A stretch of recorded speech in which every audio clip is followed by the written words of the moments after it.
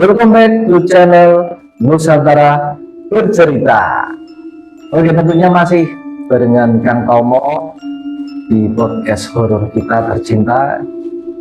Pada season kali ini Kang Tomo kedatangan seorang narasumber yang akan menceritakan tentang kisah horor atau misterinya. Seperti apakah kisahnya? Tentu saksikan di channel Nusantara Bercerita.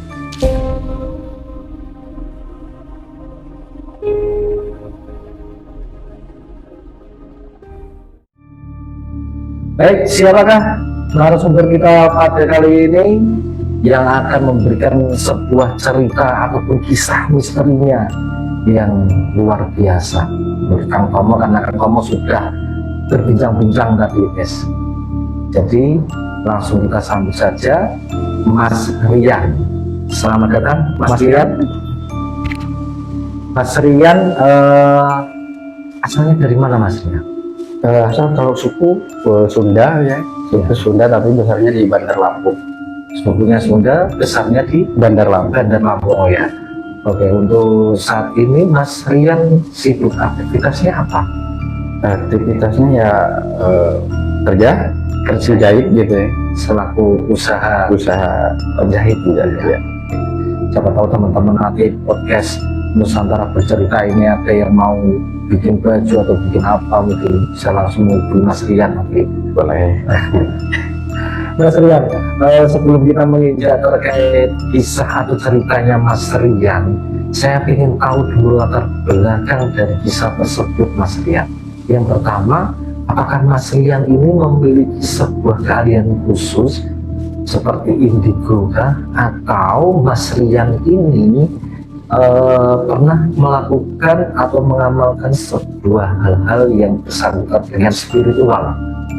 Kalau di waktu itu sebelum kejadian itu belum pernah melakukan apa-apa karena ketidaktahuan gitu, belum ada belajar itu mana-mana. Oh gitu, berarti pada waktu itu Mas Rian memang belum pernah melakukan atau mengamalkan kegiatan-kegiatan yang berhubungannya dengan spiritual tadi? Belum pernah ya. Terus kejadian itu pada waktu itu usia Mas Rian berapa tahun? Usia sekitar 12 mungkin ke 13 gitu. 13 tahun ya. Berarti kalau mungkin Mas Rian masih SD ya?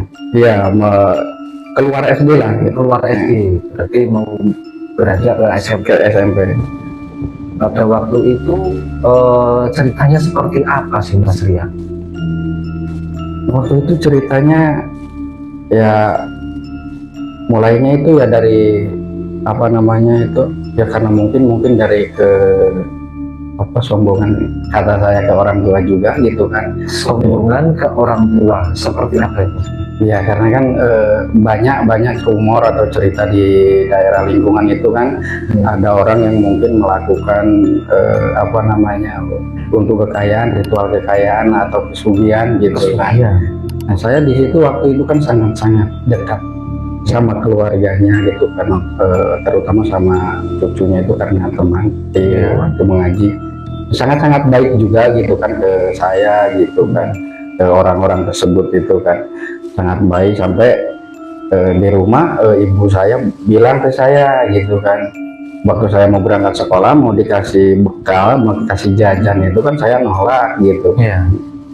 Gak usah, saya udah punya gitu kan, udah punya uang gitu. Berapa? 10.000. Waktu itu uang 10.000 sangat besar Pak gitu.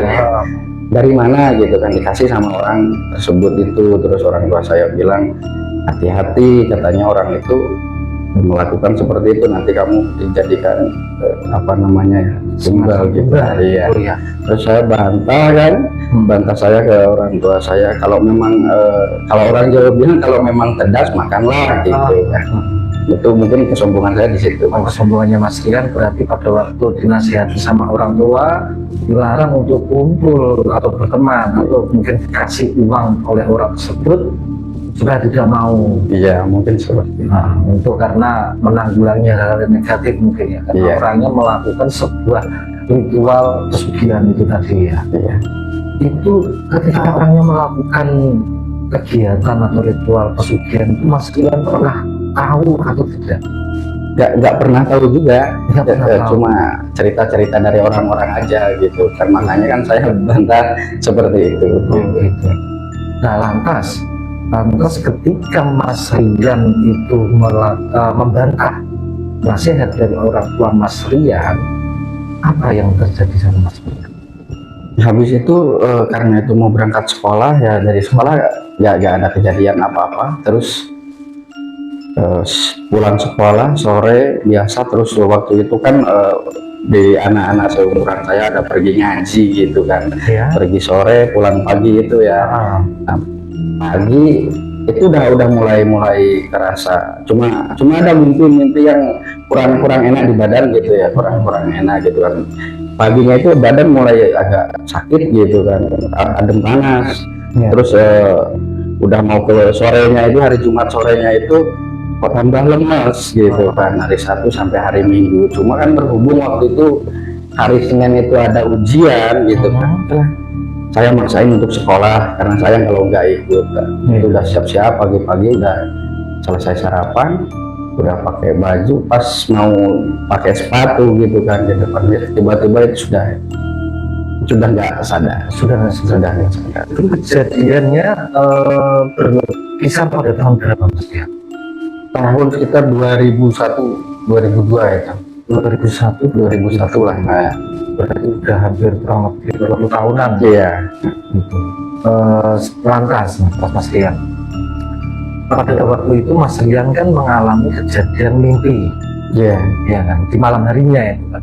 Berarti di hari Kamis malam Mas Rian mengalami kejadian mimpi tersebut, dan di hari Jumatnya Mas Rian badannya sudah mulai terasa nggak enak gitu ya, Iya, adem panas. panas kayak gitu ya. Lantas di hari Sabtunya Itu udah tambah lemas badan gitu. lalu Iya. lagi. Nah, pada waktu hari Minggunya, Hari Minggu itu Minggu pagi udah ya memang seperti itu. Cuma karena besok itu hari Senin mau ada ujian, nah, saya paksain lah gitu kan berangkat sekolah. untuk berangkat sekolah ya. Oke, lantas pada waktu mempersiapkan berangkat sekolah, Mas Rian tiba-tiba tidak sadarkan diri. Tiba-tiba nggak sadarkan diri, terus ya rasanya sih kayak ada yang nutupin gitu kan, kayak ada yang nutupin, tapi udah nggak sadar. Kayak ada yang nutupin Mas Rian, Nutupin mata gitu kan, langsung gelap gitu ya, langsung gelap. Tiba-tiba Mas Rian sudah nggak sadar. Nah, ketika Mas Rian tidak sadarkan diri itu, lantas bagaimana orang tua atau keluarga Mas Rian pada waktu itu? Ya mungkinnya panik gitu kan, panik terus ya kesana kesini lah gitu kan, sampai ke manggil dokter gitu kan. Dan waktu itu katanya ketika saya sudah kembali diceritakan, saya sudah divonis gitu kan, divonis bahwa saya meninggal gitu. Oh, berarti pada waktu itu Mas Rian langsung divonis Mas Rian meninggal. Iya. Wow.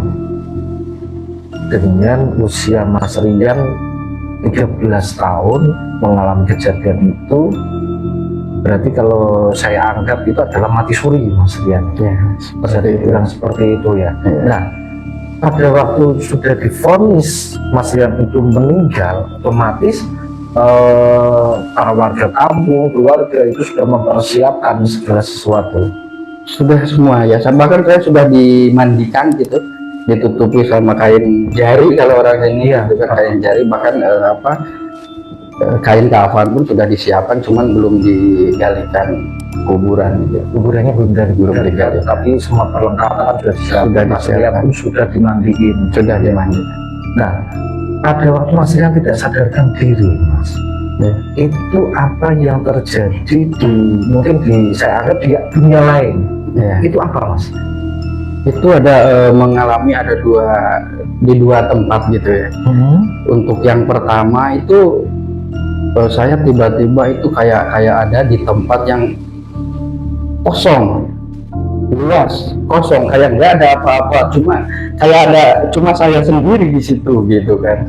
Nah, posisinya itu tempatnya luas kah atau kecil, terang, gelap kah?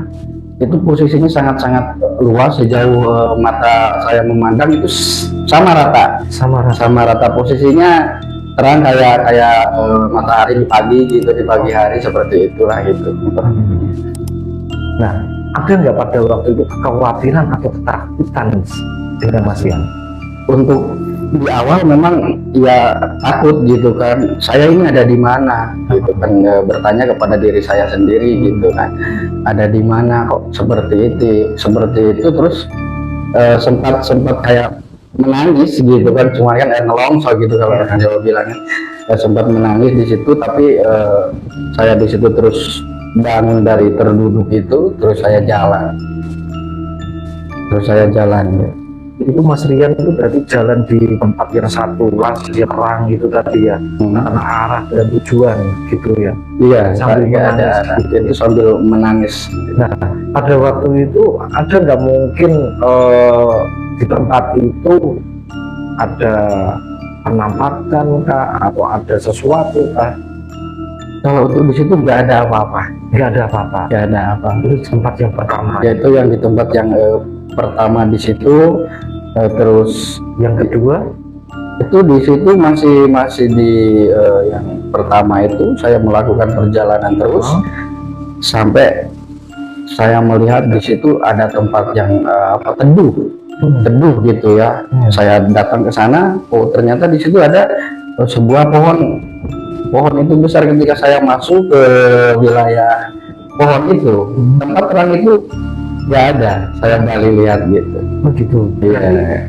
Mas Rian posisinya pada waktu itu sudah di tempat kedua itu ada pohon besar gitu ya. Ada pohon besar itu, saya masuk ke situ. Nah di situ ketika saya masuk di situ itu tiba-tiba ada kawan gitu kan, ada yang nemenin gitu. Bahkan saya juga pernah bertanya di situ kan, kenapa kok orang itu seperti itu, kenapa kok orang itu kok menangis terus. Gitu, jawaban dari orang yang menemani Mas Rian itu saya selalu ketika apa yang saya tanyakan waktu melewati jalan itu, yang menemani saya itu selalu menjawab, nanti bakal tahu sendiri jawaban gitu.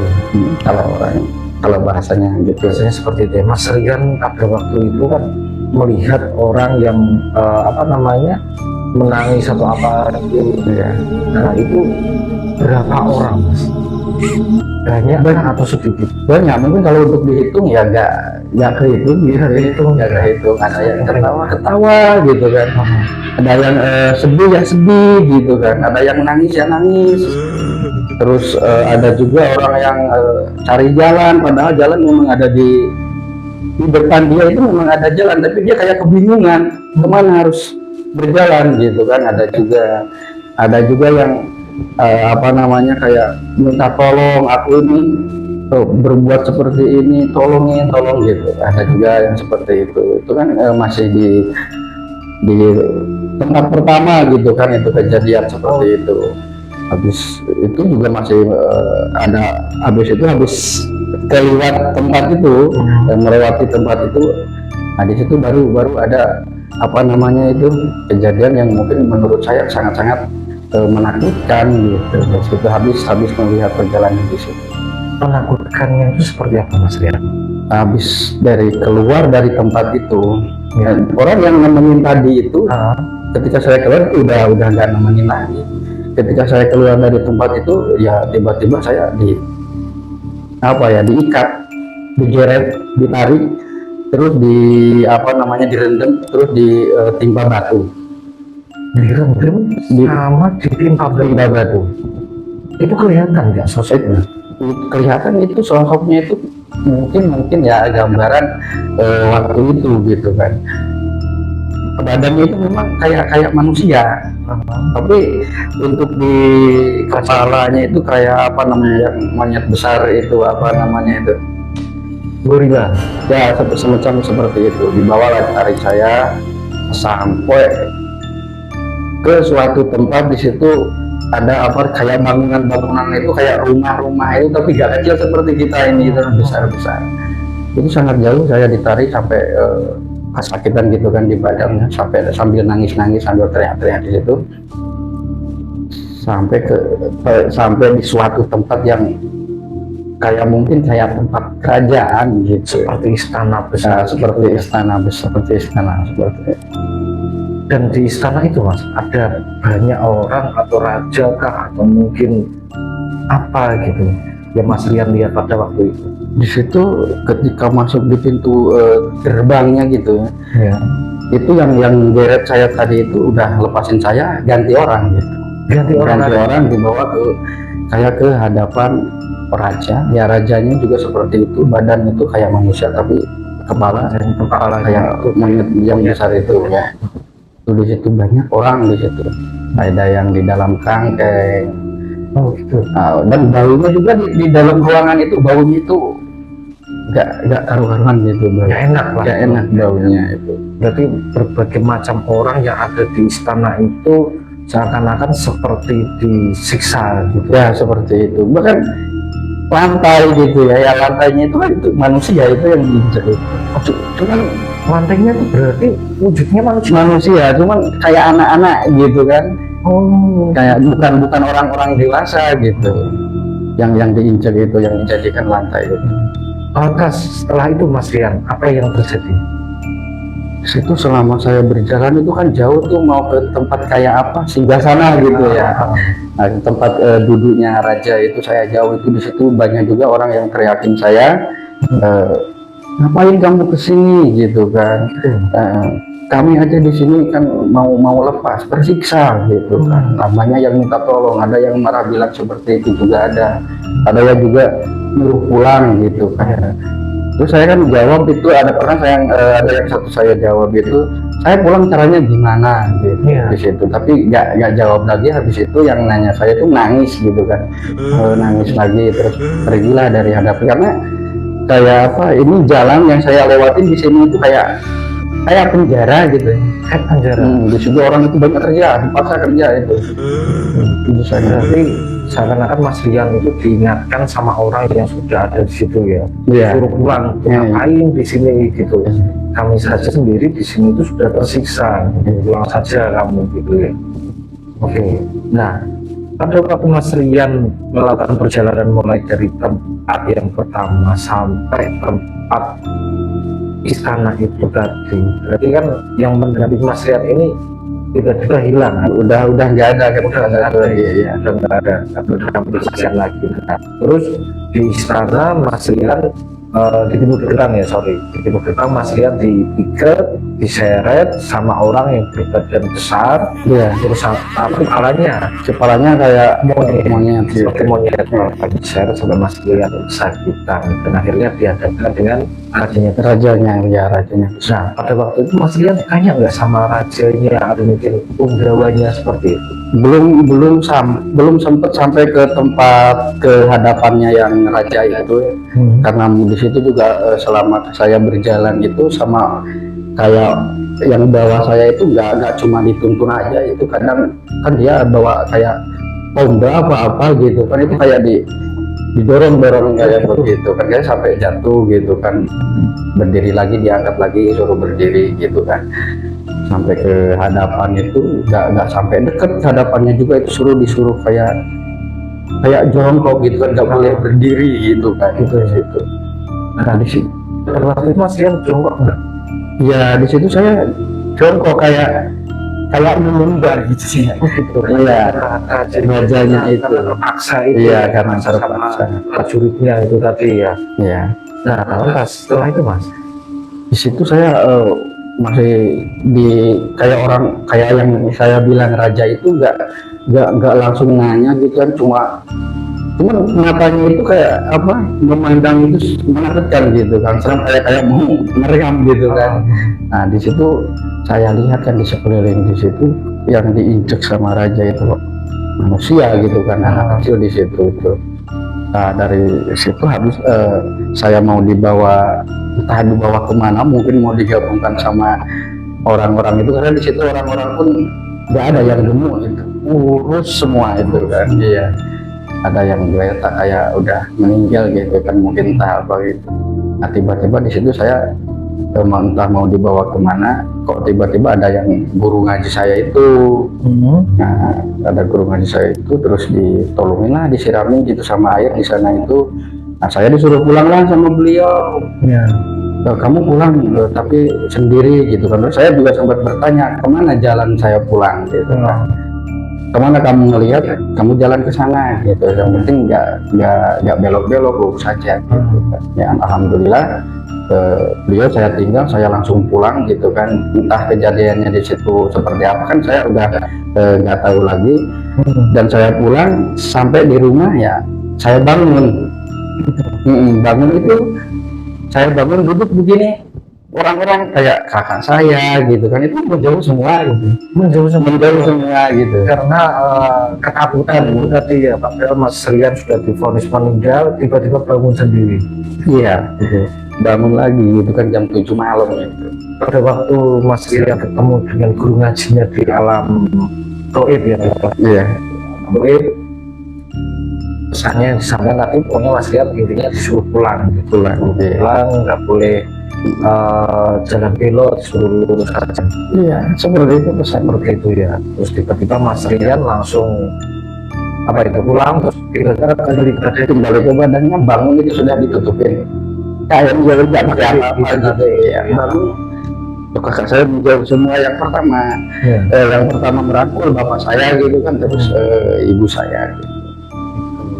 Nah, pada waktu itu kan kuburan belum digali Mas. Nah, Iya. itu yang menyuruh atau yang melarang untuk menggali itu siapa? Yang melarang menggali kubur dulu itu ya yang saya bilang tadi, guru ngaji saya itu. Ya, aslinya nggak dari sana juga, cuman menikah di tempat ngaji yang sama anaknya guru ngaji saya yang di sini itu gitu kan. Di situ ditelepon, ada kejadian seperti ini gitu kan. Katanya dibersihin nggak apa-apa, mungkin dibersihin itu dimandikan gitu kan, Iya. siapkan, tapi jangan digalikan kuburan dulu gitu. Itu pesan dari Suster Guru Ngaji Mas Rian. Iya. Karena mungkin guru ngajinya Mas Rian itu tahu kondisinya Mas Rian ini sebenarnya belum meninggal gitu ya. Mungkin Tapi secara medis sudah divonis meninggal dunia. Iya, sudah ya. Nah, pada waktu keluarga itu tahu Mas Rian sudah hidup lagi, Mas Abdullah hidup lagi, itu pasti kan senang. Iya. Nah, itu pasti Mas Rian kan juga merasakan sebuah kebingungan. Selama 3 bulan itu nggak tahu kayak gimana gitu. Ya bingung gitu. Kayak memori itu kayak di restart gitu kan ya. Kayak ngeblank gitu. Kadang ada kawan lewat gitu kan. Ada kawan lewat itu ditanyain gimana, saya mau jawab ngomong itu apa gitu kan. Untuk awal-awal itu seminggu pertama itu parah gitu, mungkin bisa dibilang parah lah kayak begitunya gitu. Seminggu kedua sampai ada pesan juga dari orang tua desanya, pokoknya selama 40 hari di lingkupan kampung saya itu Ya. selama 40 hari jangan sampai, kalau belum jam 10 apa jam 9 lah, jangan sampai berhenti mengaji asin. Cuma di lingkupan, tapi memang setiap jam segitu itu pasti kayak ada yang nabrak ke kaca atau ke pintu, semua orang itu merasakan. Ada beberapa orang yang merasakan ditabrak seperti itu, kayak orang ngamuk gitu. Itu seakan-akan kayak marah gitu ya. Ya seperti itu. Makhluk halusnya yang membantu kesugihan kita seakan-akan marah. Mas Rian, sebelum kita lanjut ceritanya, kita ngopi dulu, kita minum dulu kopi Nusantara. Kopinya sangat istimewa. Bagus.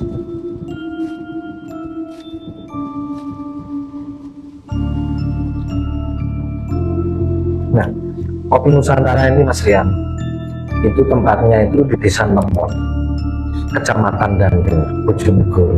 Di tempatnya itu sangat strategis, tempatnya buat nongkrong, buat cari inspirasi itu juga sangat strategis.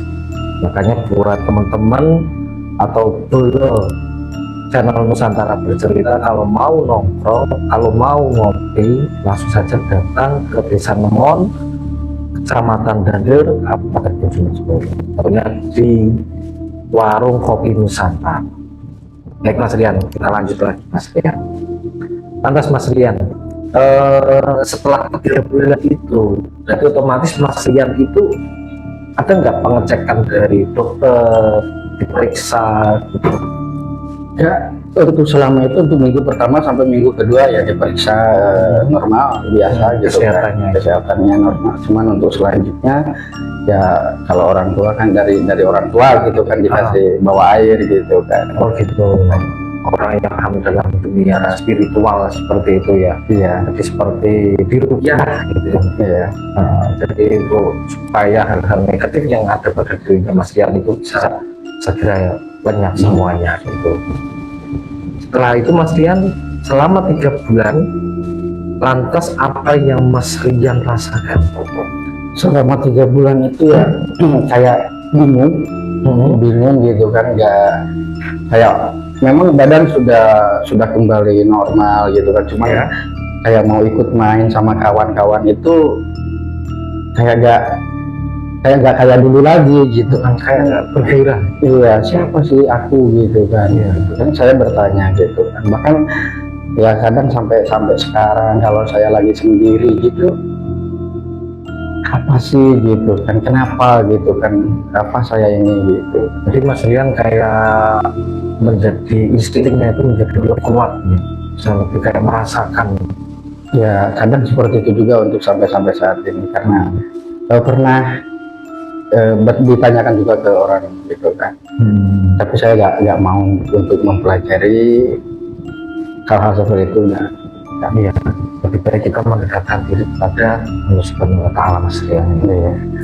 Nah, jadi mungkin cukup itu Mas Rian ya, ceritanya atau kisahnya dari Mas Rian saya rasa sangat menarik sekali, sangat luar biasa, karena posisi Mas Rian dengan usia yang masih tinggi, dan sudah mengalami kejadian mati suri.